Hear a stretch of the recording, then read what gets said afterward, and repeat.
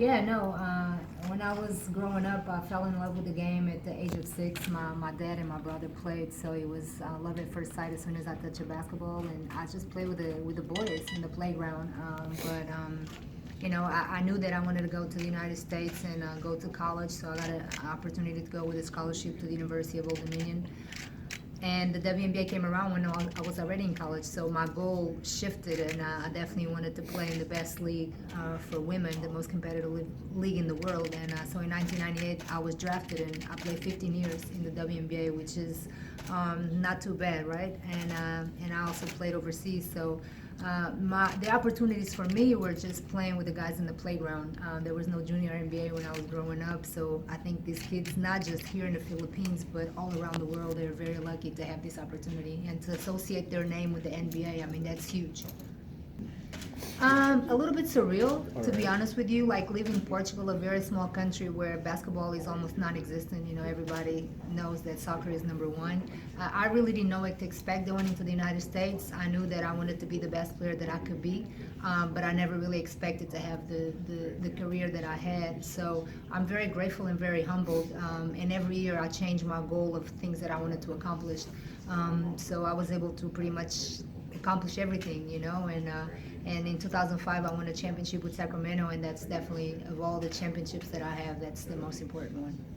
I would play the same way, you know. I think that's what I enjoy doing. It's to and I think a point guard needs to be a coach on the floor and kind of get her teammates involved, because the point guard has the ball all the time. So if the point guard shoots anytime she wants to or he wants to, then the teammates don't really, you know, have an opportunity to shoot. So, but it's true. Like these days, you look at NBA and even the WNBA, it's almost like a combo guard type of situation, like a Steph Curry or Sue Bird. That even though she's old school point guard, she still is, you know, scores a lot of points. But I definitely encourage any point guard to be a pass first player and point guard, and to get her teammates involved and also score when the opportunity comes.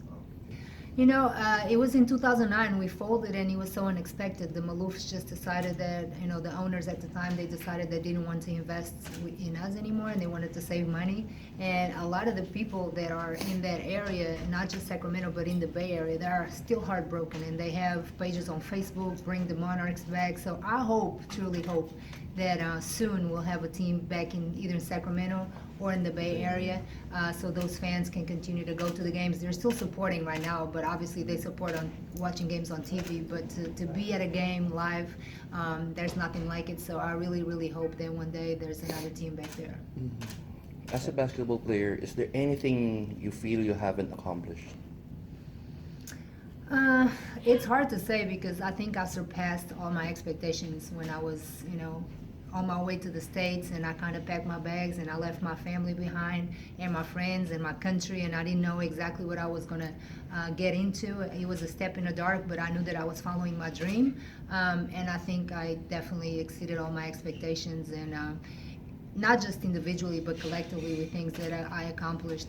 So I don't think I can say that I missed anything. I mean, if I could get them a few more championships, you know, that would be great.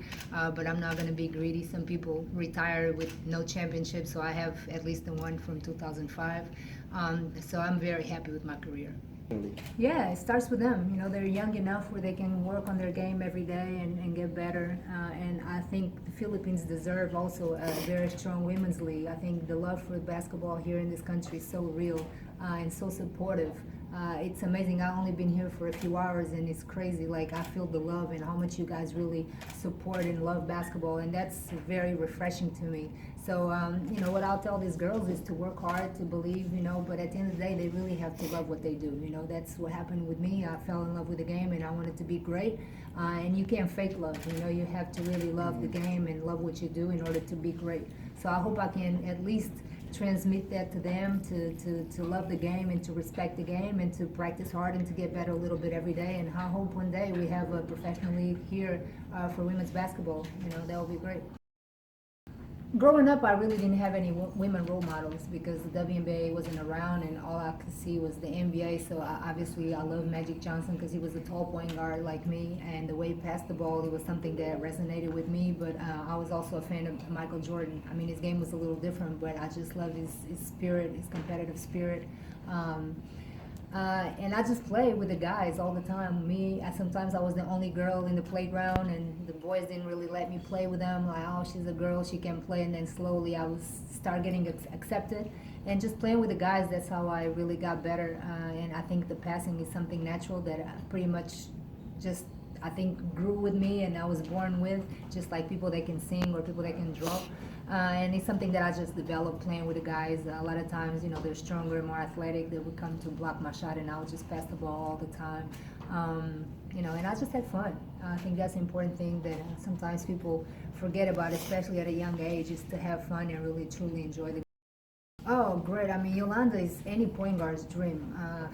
She had an amazing hand, so I could throw anything to her and she would catch it and finish. So obviously, when you're a point guard and you are a pass first point guard, you definitely depend on your teammates to make it look good. And Yolanda did that. Amazing rebounder, great heart, competitor, and Ruthie. I mean, she was just a great shooter.